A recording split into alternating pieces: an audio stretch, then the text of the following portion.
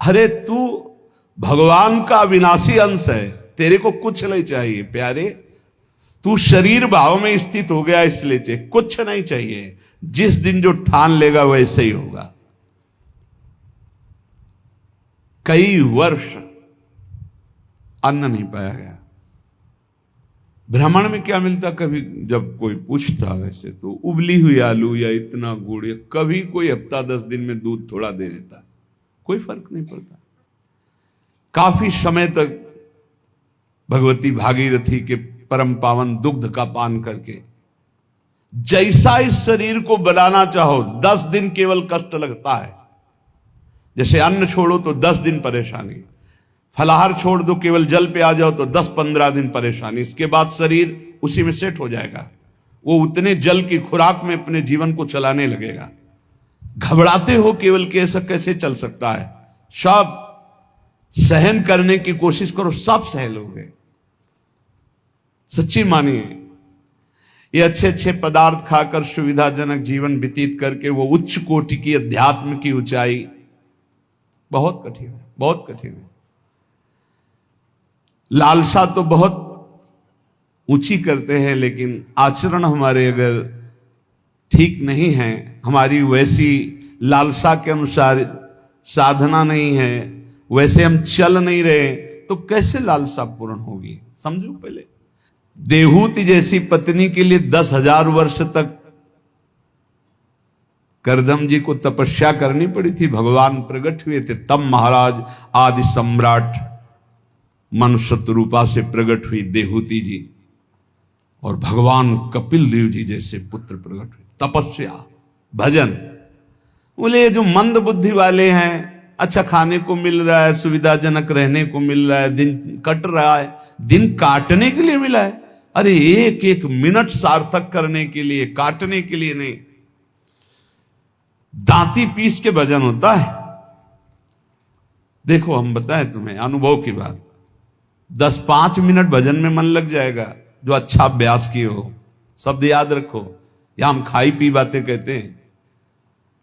अगर भजन का अभ्यास अच्छा कर रहे हो तो 10-5 मिनट, बहुत बहुत 20 मिनट घसीट लियो। इसके बाद वो संकल्प विकल्प खड़ा करेगा, बेमतलब की बातें सामने, और भजन को रोकने की कोशिश करेगा। चलाओ, एक मंत्र चलाना, दूसरा नहीं चलाना, एक पकड़ लो मंत्र। 20 मिनट के अंतर्गत आप हमारे अनुभव को देख लेना, एकदम दृश्य खड़े करना लगेगा। और ऐसा उल्टा चले गए, बस ऐसे होता है, दांती पीस के उसको दुष्ट, बार बार लड़ो, बार बार उसको परास्त करो, उसको बार बार परास्त। बेमतलब की बातें, बेमतलब का दृश्य, बेमतलब की घटनाएं उपस्थित करके वो मंत्र को रोकेगा। चलाओ, ये भगवत मार्ग की बात कह रहा हूं। अब 1 घंटा निकालो आप ऐसे युद्ध में, फिर आप खड़े हो आसन से तो ऐसे खिड़की में गर्दन जाएगी। पहले कुछ देख लें, कुछ सुन लें, कुछ, और नहीं है तो ये वो अभ्यास कर ही नहीं सकता जिसके पास मोबाइल है, नहीं कर सकता। क्योंकि जब वो स्थिति आती है ना, दांती पीस के इसको जबरदस्ती बस में करने की, पक्का समझो ऐसे ही करना पड़ता है। तो उसको लगता कैसे मारो, तो लगता इसी मंत्र से मारो, ये तभी वो विचलित होता है। बार बार पसीना आ जाता है, माथे पे नहीं, मन पे पसीना आ जाता है, थक जाता है। जब लस्त हो जाए, त्राहिमाम मच जाए, तब और जिद्दी बनकर मंत्र जप करो, अभी बस में हो जाए। नहीं, इस मन को दुलार करना है, मन के अनुसार चलना है, और भजनानंदी की लिस्ट लगानी, लिस्ट यही लगानी है ऊपर से। महान भजनानंदी, महान त्यागी संत, सुनना ये चाहते हैं और लड़ नहीं सकते 5 मिनट युद्ध इस मन से। बड़ा विचित्र खेल। तो बोले ये जो मंद प्राज्ञ है, ये निर्णय करने वाली कुछ नहीं, कुछ समय के लिए ये शरीर मिला है, लड़ ले, जीत जाएगा, प्रभु की प्राप्ति कर लेगा। और अगर इसके दुलार में रहे तो मरेगा, जाएगा, छूटेगा शरीर।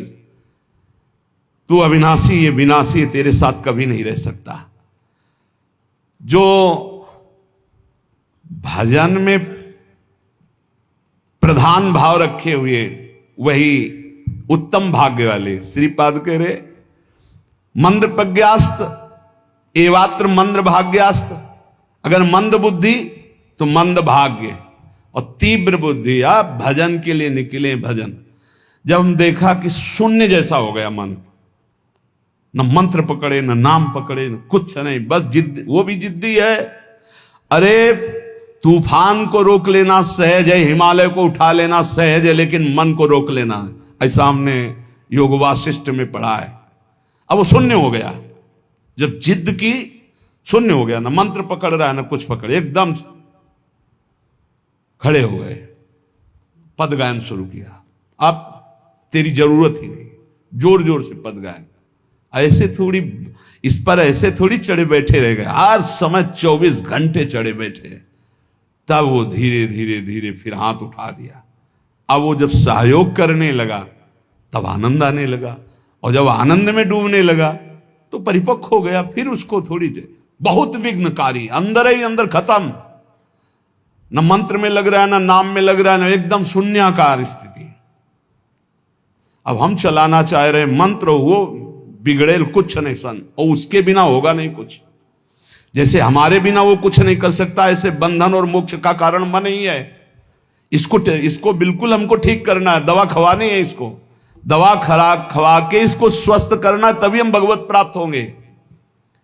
हमारे बिना ये कुछ नहीं कर सकता, तो इसके बिना भी हम कुछ नहीं कर सकते, क्योंकि यही बंधन और मोक्ष का कारण, इसको ठीक करना ही है। इसलिए लोक चिंता ननो धर्म चिंता न देहगा, श्रीमद वृंदावने राधा कृष्ण भाव भ्रतो मम। श्री वृंदावन में यदि आपको आने को मिला है, सत्संग मिला, धामवास मिल रहा है, अब मन से तुमको निकालनी लोक चिंता ना, नो धर्म चिंता ना देहगा, खाली करो, यही करना है। लोक चिंता नहीं होनी चाहिए, कल क्या होगा, आज का तो काम चल गया, अगला महीना कैसे काम चलेगा, ये अगर चिंता है तो तुम्हें भगवान का भरोसा नहीं है। ये भजन के समय ज्यादा प्रपंच रचेगा, किसका देना है, किसका लेना है, किसने कब 10 साल पहले किसने गाली थी 10 साल पहले, वो सब याद करवाएगा। मन जलेगा, उसने ऐसा क्यों कहा था, उसने तब पकड़ो कि इस समय मंत्र जपने के लिए बैठे हुए, प्रपंच करने के लिए बैठे नहीं। देखो ना, यही करता है। आप जब बिल्कुल एकाग्रता पूर्वक टीवी देखते हुए तो फिर बढ़िया है, फिर कोई परेशानी नहीं। एक कुर्सी में और आदमी बैठा लो, फिर माला ले लो, कोई परेशानी नहीं। ये हम उनकी बात कह रहे हैं जो असंग होकर मंत्राकार वृत्ति कर रहे हैं, उनकी। तब इसकी असलियत समझ में आती कि मन हमारा इस समय दोस्त है या दुश्मन। भजन के एकदम विरुद्ध खड़ा हो जाता है। लोक चिंता, और फिर क्रियाओं की भी चिंता करो, भजन हो जाएगा, अभी तो वो करना है, अभी वो करना है। वो जिस समय भजन में बैठो उस समय ये सोच लो कि अगर आसपास आग लग जाए तो भी हम नहीं उठेंगे। आसपास आग लगी हो तो भी नहीं उठेंगे। योगक्षेमम वहाम में हम करने वाले भगवान मुझे उठाए आके या आग को शीतल करें, उनका विषय है। और सच्ची कहते हैं यदि जब चल रहा है तो अग्नि की भी ताकत नहीं कि आपके रोम को झुलसा दे, यदि सत्य भाव में स्थित हो। प्रहलाद जी को आग में झोंक दिया गया, कबीरदास जी को आग में झोंक दिया गया, कुछ नहीं हुआ, क्योंकि आग में जो दायिका शक्ति है वो प्रभु के द्वारा दी गई है, प्रभु ने ही प्रकट की है। पूरी लंका जल गई, हनुमान जी महाराज की पूंछ के बार में भी झुलसन नहीं हुई। क्यों? ताकर दूत अनल जय सिरजा, जरा न सोते कारण गिरजा। बोले उनके दूत हैं जिन्होंने अग्नि का सृजन किया है, अग्नि की रचना की, जिन्होंने अग्नि को प्रकट किया है, अग्नि में जो दायिका शक्ति दी है। लोक चिंता ना, अगर आपको भगवत प्राप्ति करनी है तो तुम्हें कल की चिंता नहीं करनी। अभी वर्तमान में जो कर्तव्य है, भजन, मन को परमात्मा तत्व में लगाना, और शरीर से जो भी क्रियाएं हो, कुछ समय तो ऐसा रखो जो क्रियाहीन भजन हो। शांत, हम तो कहते माला भी मत लो उस समय, ईमानदारी वाला भजन कह रहे हैं। शांत बैठ जाओ, बस केवल आंखों के सामने मंत्र चलाओ, चाहे आंख बंद करके चाहे खुला करके, और बस देखो ये कहां जाता है। जहां जाए फिर इसको दौड़ा के लाओ इसी मंत्र पे, जहां जाए फिर दौड़ा के लाओ बार बार। मंत्राकार वृत्ति 10 मिनट ऐसा साधन करोगे तो कई घंटे के भजन का फल मिल जाएगा। देखते हुए 10 मिनट भजन करोगे तो कई घंटे जप का फल मिल जाएगा। बहुत प्रभाव है मानसिक चिंतन करते हुए मंत्र जपने का। पर उस समय लोक चिंता ना, और ना धर्म चिंता कि अभी हमारा ये कर्तव्य है, उस समय नहीं। और ना देहेगा, अरे बड़ा दर्द हो रहा है, ये दर्द हो रहा है, वो दर्द हो रहा है। तुम्हारे किसी के दर्द तो कभी कभी होता होगा, हमारा दर्द का तो संबंध हो गया है, दर्द से हमारा तो संबंध हो गया है। जैसे तुम्हारा स्वाभाविक कभी बुखार आदि आवे तो शरीर में पीड़ा होती ना, ऐसी हमारे तो रोज बनी रहती है। इसके ऊपर उठे तब कांखना आएगा कि बहुत दर्द हो रहा है, फिर ऐसा आएगा। जितना तुम्हें कांखने पे आता है उतना तो रोज हमें रहता है, उतने का तो अभ्यास है इस शरीर को। उसके ऊपर जब होता है तब पकड़ के चलने की बात आती है। देहगा, और आप सच्ची मानो ऐसी स्थिति में भी गुरु कृपा से, गुरु प्रसाद से जो बैठने की, जो टहलने की, जो चिंतन की दिनचर्या, उस पर कोई फर्क नहीं। वैसे ही देह की भी चिंता नहीं करनी, धर्म की भी चिंता नहीं करनी, लोक की जीवन की भी चिंता नहीं करनी। कूद पड़ो, इस मार्ग में कूद पड़ो, खजाना ही खजाना हाथ में आ जाएगा। श्रीपाद कहते हैं जब कोई ऐसे भजन करता है तब उसके अंदर भावना श्यामा श्याम की जागृत होती है। तब भावोत्सवेन भजताम रस काम धेनुम। संत वाणी, महापुरुषों का प्रत्येक वचन भगवत प्राप्ति के लिए बहुत अमृतमय सहायक है। कह रहे हैं अंधी करोमि भुवनम बधरी करोमि धीरम सचेतन मचेतनताम नयामि कृत्यम न पश्यति नयेन हितम शृणोति धीमान धीतमति न प्रतिसंदधाति। जो व्यक्ति बात बात पे क्रोध करता रहता है वो अपने भजन को छीण कर देता है, उसका भजन फलदायी नहीं हो पाता। अंधी करोमि, वो अंधा हो जाता है और ऐसे बात बोल देता है, ऐसी क्रिया कर देता है, ऐसी चेष्टा करता है, ऐसा संकल्प बना लेता है, उसका भजन क्षीण हो जाता है। क्रोधी पुरुष का भजन क्षीण हो जाता है, वो भगवत प्राप्ति कराने में समर्थ नहीं होता।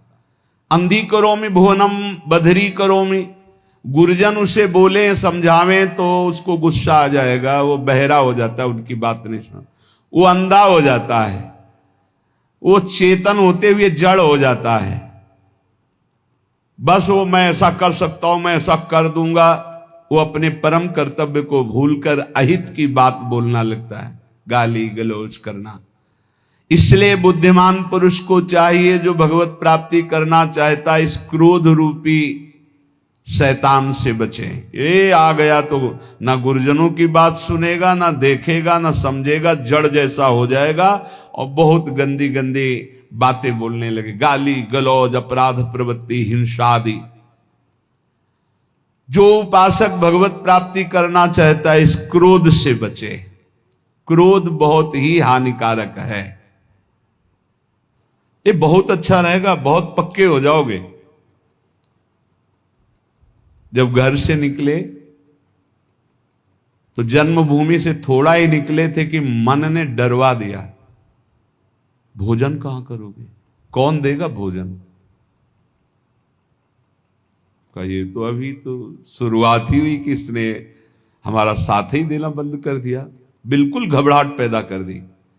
कहां रहोगे, कौन तुम्हारा पालन पोषण करेगा, कौन तुम्हारी रक्षा करेगा। इतने प्रश्न उठा दिए पर कदम नहीं रोका, खड़े नहीं हुए, भागे।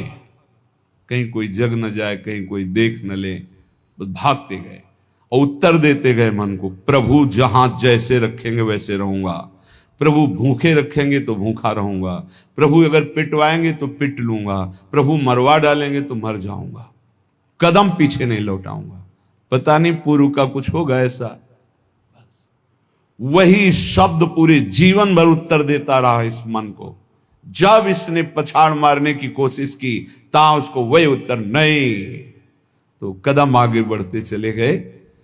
महासहानि दुखानि सुखान्युन्मादकानि वा। अब कोई दुख नहीं है। क्यों?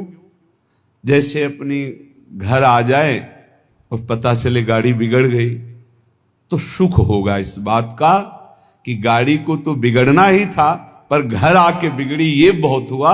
अच्छा, अगर कहीं रास्ते में बिगड़ जाती तो गड़बड़ हो जाता, फिर पता नहीं अंधेरा हो जाता और हम अपने घर तक नहीं पहुंच पाते। लेकिन कृपा ये हुई कि जब घर दिखाई दिया कि आ गया तो गाड़ी बिगड़ गई तो कोई परेशानी नहीं हुई, अपनी अटैची उतारी, अपने घर आ गए। ऐसे महासुखानी, पक्का विश्वास करो, यदि आप पहले से तैयार रहोगे दुखों से लड़ने के लिए तो आप कभी प्रश्न नहीं करोगे कि हमारे साथ भगवान ऐसा क्यों कर रहे हैं। और अगर ये प्रश्न आ गया कि हमारे साथ प्रभु ऐसा क्यों कर रहे हैं, तो ना आप शरणागत हो और ना आप भगत हो। ये प्रश्न भक्त के हृदय में नहीं होते। बहुत बार सुन चुके हो। ये प्रश्न नहीं होते कि आपने दुख क्यों दिया। आज तक किसी भक्त के मुख से ऐसा नहीं निकला, आपने ऐसा क्यों किया, ये प्रश्न नहीं निकला। ये प्रश्न निकलता है जिसकी शरणागति पुष्ट नहीं होती, जिसका आत्मसमर्पण नहीं होता। तो हम पहले से महापुरुष जनों के वाक्यों से पुष्ट करते हैं। यदि आपको अभी शरीर स्वस्थ है तो खूब भजन कर लो, आगे दुख आने वाला है। लिख लो अपने लोगों की क्या भजन साधना है, जो रात दिन दिव्य भजन करते रहे। उनके जाते जाते शरीर में पूज्य पाद उड़िया बाबा जो 18 घंटे पद्मासन, 18 घंटे एक आसन में बैठे, उन महापुरुष के गुदाद्वार में ऐसा चटक गया था। वो जो भी नाम हमें तो याद नहीं है, ये इन नामों में नहीं है जो अभी लिए जाते हैं, गुदा रोग से संबंधित जो बड़ा पीड़ा देने वाला रोग होता है, पर वो होता इन्हीं गुदाद्वार के अंतर्गत, बहुत पीड़ा। पर वो ऐसी स्थिति में भी पद्मासन में अपने आसन में बैठते थे, कोई औषधि प्रयोग नहीं। बोले इसका तो केवल ऑपरेशन होता है, बोले कोई जरूरत नहीं। कई महीने तक पीड़ा देता रहा, फिर गायब हो गया। क्यों? क्योंकि उतना ही प्रारब्ध है। वो जहां अपना कष्ट भुगवा दिया खत्म हो जाएगा, बिना औषधि के खत्म हो जाएगा। हिम्मत रखना। बड़े बड़े महापुरुषों के शरीरों में कष्ट आया है तो पहले से तैयारी कर लो। भला हम कष्ट की तैयारी क्यों कर ले? क्योंकि हमें सुख भोगना है। देखो, जन्मभूमि से 5-7 कोस गंगा जी, नंगे पैर से जाया जाता था गंगा स्नान करने। छोटे छोटे बच्चे थे, साथ जाते, नंगे पैर चलाया जाता, क्योंकि गंगा स्नान करने जाए बड़ा भाव रहता है, पवित्र भाव, जाग साष्टांग दंड। तो ये गर्मी सहते हुए नंगे पैर जा रहे हैं, गंगा स्नान करके फिर नंगे पैर आ रहे हैं। क्यों? क्योंकि गंगा जी पाप हारणी है। पाप नष्ट होगा तो क्या होगा? बोले सुख मिलेगा। सुख की लालसा से इतना कष्ट सह जा। निर्जला एकादशी रह रहे हैं, एक बूंद पानी नहीं पी रहे, कष्ट सह रहे। ये कष्ट क्यों सह रहे? बोले इससे भगवान की भक्ति मिलेगी, पाप नष्ट होगा, हृदय में शांति सुख मिलेगा, धर्म बनेगा। जानबूझ करके जो कष्ट सहा जाता है, उससे जो जानबूझकर पाप किए गए वो भस्म हो जाते हैं। तो हम पहले से महासहानि दुखानि, भक्ति मार्ग में चलने के लिए पहले से कमर कस लें। हमारा अपमान होगा, हमारे शरीर में असाध्य रोग हो सकता है, हमें कोई भारी संकट विपत्ति घेर सकती है। क्यों? क्या भक्ति मार्ग वाले को ही मिलता है? नहीं, भोगना तो सबको पड़ता है, पर भक्ति मार्ग वाले को तैयारी इसलिए करनी कि लड़खड़ा के रुक न जाए, उसको इस क्षेत्र को क्रॉस ही करना है। इतना सबको क्रॉस करना पड़ता है।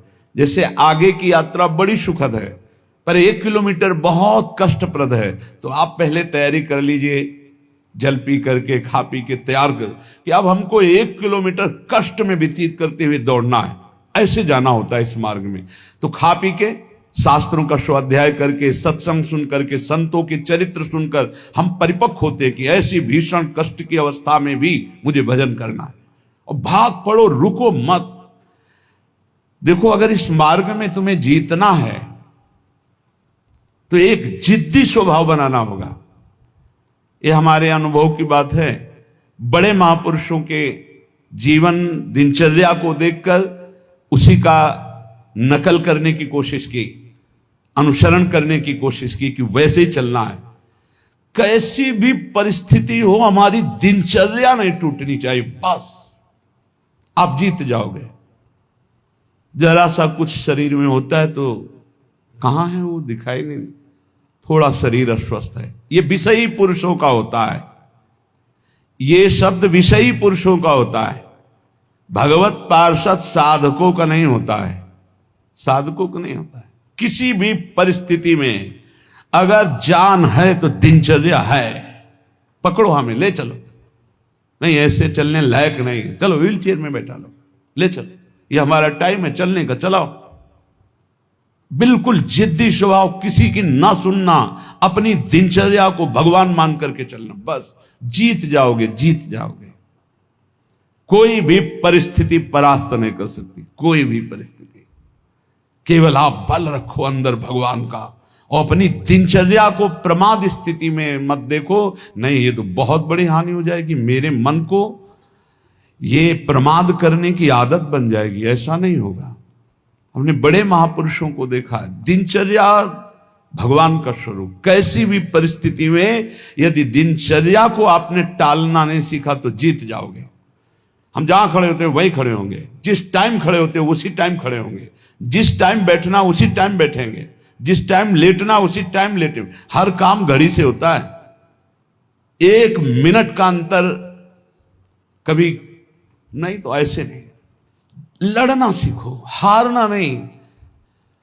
बड़ी भीषण गर्मी है, पहली बार सृष्टि में गर्मी पड़ रही है।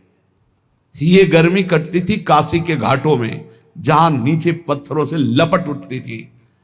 पीने के लिए बिस्लरी नहीं, गंगाजल, जो ऊपरी तह में गंगाजल खौलता हुआ ऐसा गर्म दिखाई दे। गंगाजल के 2 स्वरूप होते हैं, जैसे सर्दी में ऊपर एकदम ठंडा, नीचे इतना डुबकी लगाओ तो गर्म। अब गर्मी में है ऊपर गर्म, नीचे ठंडा। वो हम लोग वहां रहे तो पूरी प्रक्रियाएं सब पता है। दिन में पंडों की छतुरी और रात में ऐसे बस वही मार्किन जो पहने वही बिछा ले, आग, पसीना पसीना पसीना। ठीक 2 बजे वो दुप दुप वाली घड़ी छोटी, बस सूर्य दिनचर्या, जल लिए विश्वनाथ। अपने जीवन को ऐसा बना लो मजबूत, कोई भी रोग दोष दुख विपत्ति संकट प्रभु के चिंतन से ना हटा पावे। वो देखते हैं, प्रभु देखते हैं मेरे लिए कितना समर्पण है, मेरे लिए अब तो कष्ट है ऐसा। आप आराम से शयन करना सीखे अगर, तो आप साधक नहीं हैं। आज तक कभी चलो सोया जाए ऐसा दिमाग में रख के नहीं लेटा गया है। करवट लिए बैठो, मंत्राकार वृत्ति, सीधे लेटे मंत्राकार वृत्ति। अब जब आ गई नींद आ गई, अपने समय से फिर उठ गए। हम सोने के लिए नहीं लेटते, हम लेट कर भी भजन करते हैं, भजन के लिए लेटते हैं। हम इसलिए बता रहे हैं कि इसको पकड़ो, यही तुम्हारी लड़ाई है।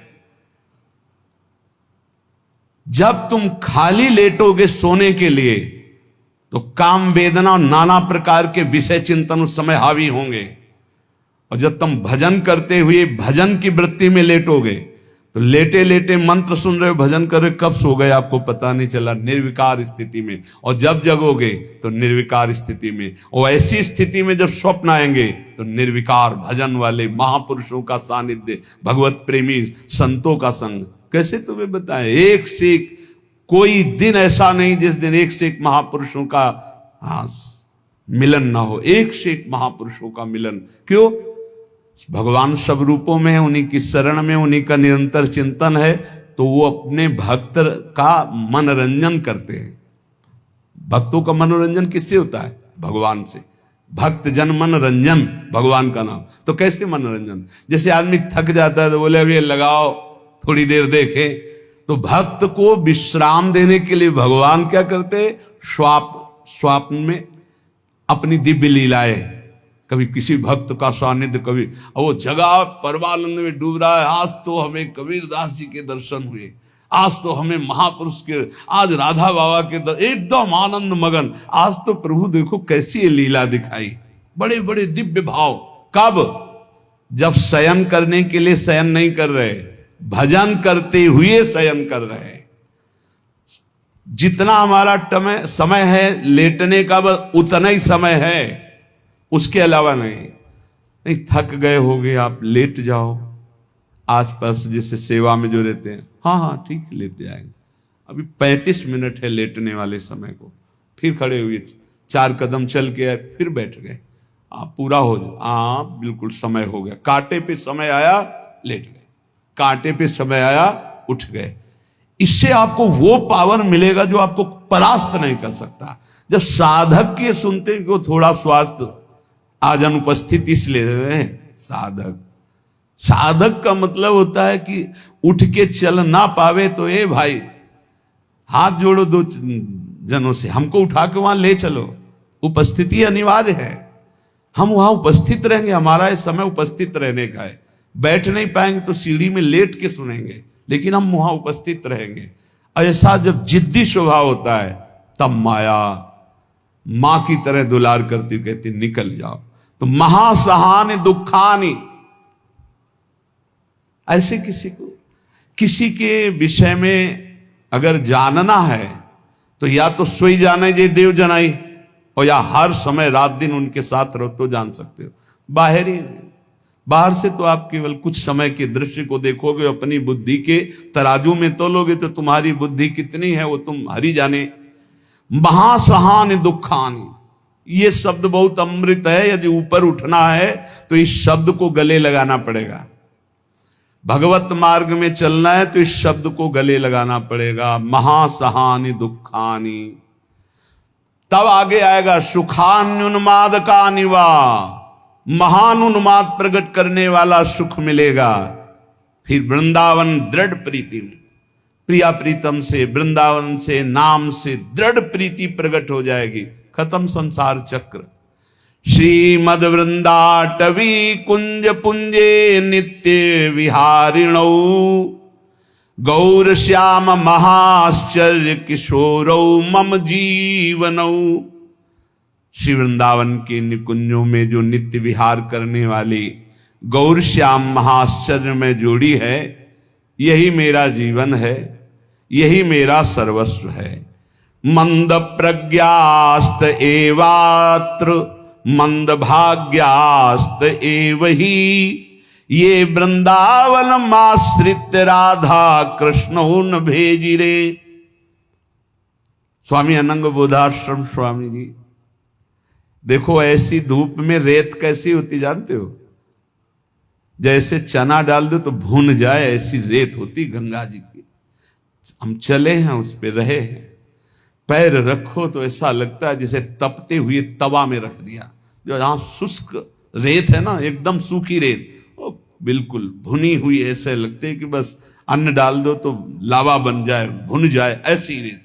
और आप दिगंबर उसी में रहते थे, रात दिन 24 घंटे।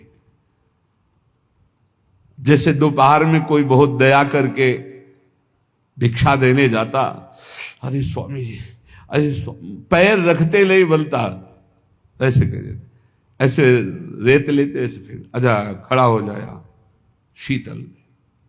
और आपकी त्वचा ऐसी, जैसे कहने में अशुद्ध लगता है, जैसे पशुओं की त्वचा होती, ऐसी त्वचा हो गई थी। प्रकृति का वार पूर्ण सहते हुए तब धर्म सम्राट करपात्री जी साष्टांग दंडवत करते से, अगर मूर्तिमान ब्रह्म का साकार रूप देखना है तो बोले जाओ, अश्नी आश्रम की रेती में पड़ा हुआ है मूर्तिमान ब्रह्म, जटाओं का भार, पूरा शरीर श्याम वर्ण का, दिगंबर, ब्रह्माकार उन्मादकारी नेत्र, रात दिन एकांत वही गंगा की रेती। महापुरुषों ने भगवत प्राप्ति के लिए, ब्रह्म बोध के लिए इस देह भाव का पूर्ण विस्मरण कर दिया। प्राया सुकृतिनाम अर्थे देवायांति सहायताम, अपंथानम तु गच्छन्तम शोदरोपि विमुंचति। जब कोई सही मार्ग में चलने लगता है, दूसरों को सुख पहुंचाने की बात बोलता है, तो दैवी शक्तियां उसकी रक्षा में हो जाती हैं। वो अकेला नहीं रहता। जब कोई धर्म से चलता है, नाम जप करता है, दूसरों को सुख पहुंचाने की बात सोचता है, तो भागवतिक दैवी शक्तियां उसकी सहायता में हो जाती हैं।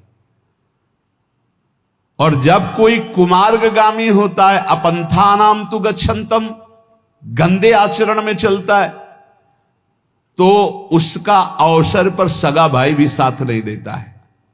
दैवी शक्तियों की तो बात क्या जाने दो। अपंथानाम तु गच्छन्तम सोदरोपि विमुंचति, जो उदर से, उसी उदर से प्रकट हुआ सगा भाई, वो भी त्याग कर देता है, उसका कोई साथ नहीं देता। इसलिए प्रायः सुकृतिनाम अर्थे देवायांति सहायतम, सुकृतिवान बनो, धर्म मार्ग में चलने वाले बनो, भगवान नाम स्मरण करने वाले बनो, सब दैवी शक्तियां तुम्हारी सहायता करेंगी बिना मांगे। कुमार्गगामी बनोगे तो दैवी शक्तियों की बात जाने दो, तुम्हारा कोई मित्र भी, तुम्हारा सगा भाई भी तुम्हारा साथ नहीं देगा, उसको भी रोक दिया जाएगा। भागवतिक सिस्टम बाधा पहुंचा देगा, वो तुम तक पहुंच ही नहीं पाएगा। कुमार्गगामी मत बनो।